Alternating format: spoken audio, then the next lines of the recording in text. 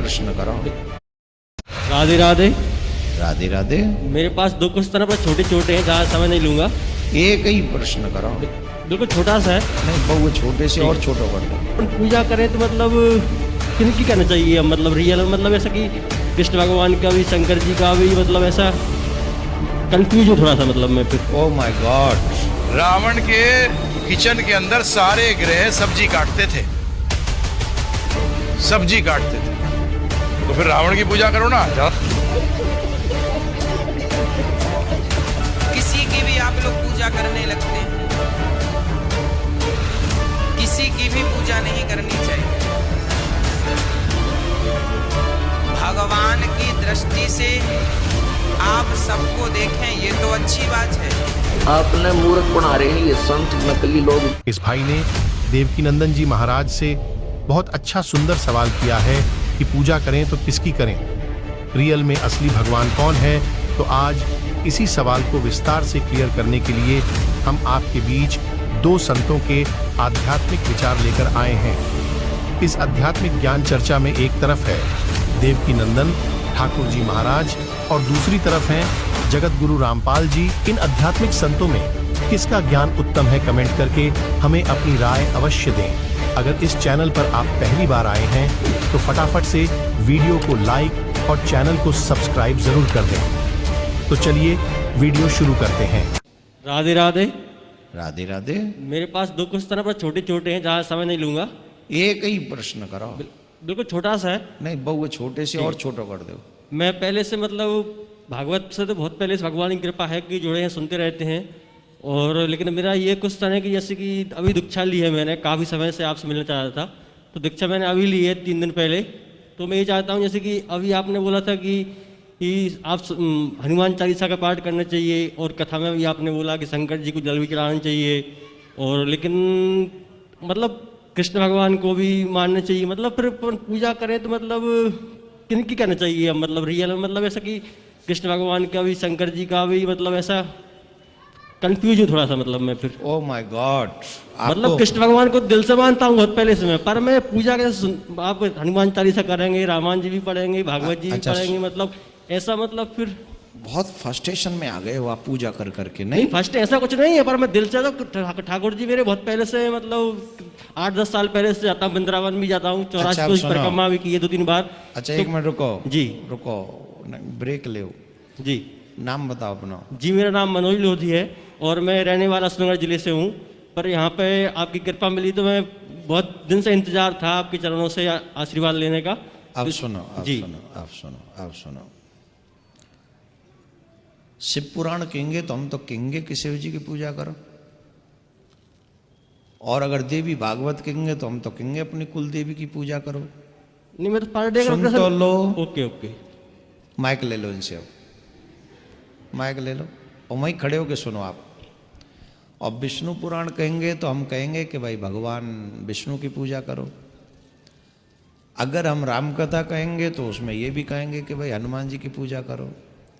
और जिन बच्चों को अभी तक दीक्षा नहीं मिली है, जो बच्चे अभी अपने किसी परंपरा से जुड़े हुए नहीं हैं, उन बच्चों को बार बार एक ही बात हम कहते हैं, कम से कम हनुमान चालीसा का पाठ करो और ओम नमो भगवते वासुदेवाय इसका मंत्र जाप करो, ये कहते हैं। ठीक।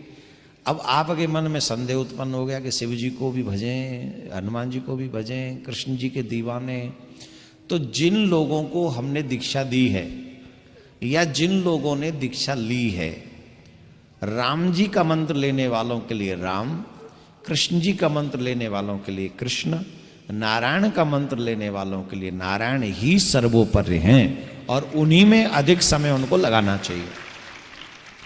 अगर तुम हमारे शिष्य, अब तो हो ही, अगर मगर की जगह नहीं बची, तो अगर शिष्य हो, दीक्षा ले चुके हो, तो दीक्षा ले चुके हो तो अब तो तुम्हारे पास कोई ऑप्शन नहीं है।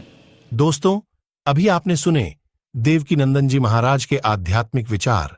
आइए अब सुनते हैं संत रामपाल जी महाराज के आध्यात्मिक विचार। पवित्र पुराण ने हमारा बहुत सा काम हल्का कर दिया इस दास का।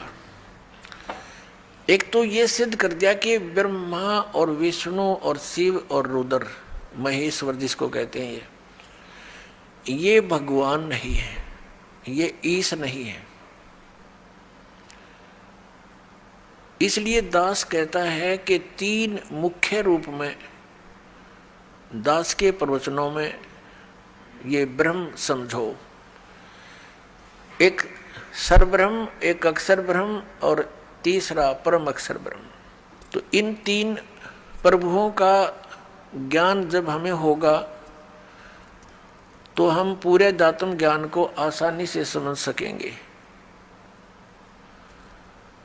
ये ज्ञान हमें होगा कहाँ से? हमारे सदग्रंथों से। हमारे सदग्रंथ कौन से हैं? जैसा आपको अभी बताया, हमारे सदग्रंथ हैं, सदशास्त्र हैं, पवित्र पांचों वेद, ऋग्वेद, सामवेद, अथर्ववेद और यजुर्वेद, और पांचवा वेद सूक्ष्म वेद जो परमात्मा स्वयं आकर ज्ञान देता है। और ये हिंदू धर्म के गुरुजी बताते हैं पांचवा वेद महाभारत है। पांचवा वेद महाभारत, ये इनकी अपनी सोच है। ये पांचवा वेद महाभारत नहीं है। वैसे तो कितने वेद बना लो, ज्ञान अपने मर्जी से, जैसे बोध माने ज्ञान ही होता है। 18 बोध, 18 ज्ञान, ये पुराण है। 18 बोध अलग हैं और उनमें से एक बोध पुराण है, और पुराणा के फिर 18 विभाग हो गए। इस प्रकार हमने इस तत्व ज्ञान को समझना है। प्रसंग चला है कि परमात्मा की प्राप्ति के लिए हम इतना कठिन प्रयत्न करते हैं। प्रत्येक मानव ये मानता है कि कोई शक्ति है जो हमें सुखी कर सकती है, कोई ऐसी पावर है, तो उसकी उस समर्थ शक्ति को किसी ने तो अपने हिसाब से किसी देव को मान लिया कि ये समर्थ शक्ति है, दूसरे ने मान लिया ये ऐसी समर्थ शक्ति है, ये है पूर्ण परमात्मा, किसी ने किसी को। तो ये निर्णय कहाँ से होगा कि पूर्ण परमात्मा कौन है? जैसे आपके समक्ष श्री ब्रह्मा जी रजगुण, श्री विष्णु सतगुण, श्री शिव जी तमगुण, ये तो रिजेक्ट हो गए, ये गॉड नहीं है, ईश नहीं है, क्योंकि इन्हीं के इतिहास में लिखा है, इनके पिता ने बोला है, सदाशिव ने कह दिया। ठीक है, अब ये सदाशिव कौन है? ये कहता मेरा एक ओम अक्षर है। ओम अक्षर किसका है? ब्रह्म का। तो ये ब्रह्म ही सदाशिव रूप में प्रकट हो गया। जैसे गीता ज्ञान देते समय इसने अपना वास्तविक रूप दिखाया श्री कृष्ण से बाहर निकल के, और इतना लंबा चौड़ा ऊपर तेज बहुत गड़ा इसके शरीर में, और इसके भयंकर रूप को देखकर अर्जुन जैसा योद्धा भी कांप रहा है और कह रहा है कि भगवान आप तो देवताओं को भी खा रहे हो, सिद्धों की सिद्ध भी आपके, ऋषि भी आपके सामने मंगल कामना कर रहे हैं, आप किसी को नहीं बख्श रहे हैं। तो 11वें अध्याय के 32वें श्लोक में कहता है कि मैं काल हूँ भाई और अब प्रवृत्त हुआ हूँ। श्री कृष्ण काल नहीं थे। श्री कृष्ण जी ने पहले कभी अपने आप को काल नहीं कहा, बाद में कभी उसने काल नहीं कहा, और उनके पास आकर के सब ग्वाल बाल गोपिकाएं तथा पशु पक्षी भी प्यार पाते थे। तो श्री कृष्ण काल नहीं थे, ये काल था श्री कृष्ण यानी विष्णु जी के पिताजी, जो इनको भी यहाँ अज्ञान से परिपूर्ण करके रोके हुए हैं। अपनात्मा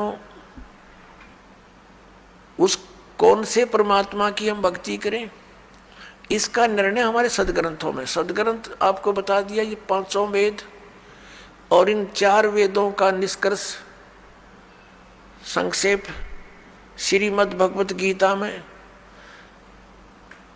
इस ब्रह्म ने ही बोला है, जो अभी विष्णु और ब्रह्मा जी को कह रहा था कि तुम ईश नहीं हो, तुमने अपने आप को ईश मानकर, कर्ता मानकर बहुत भारी गलती की है, बड़ा अचरज किया है, असंभव बात की है तुमने, कही है तुमने। तो ये भगवान नहीं है, ये तो क्लियर हो गया।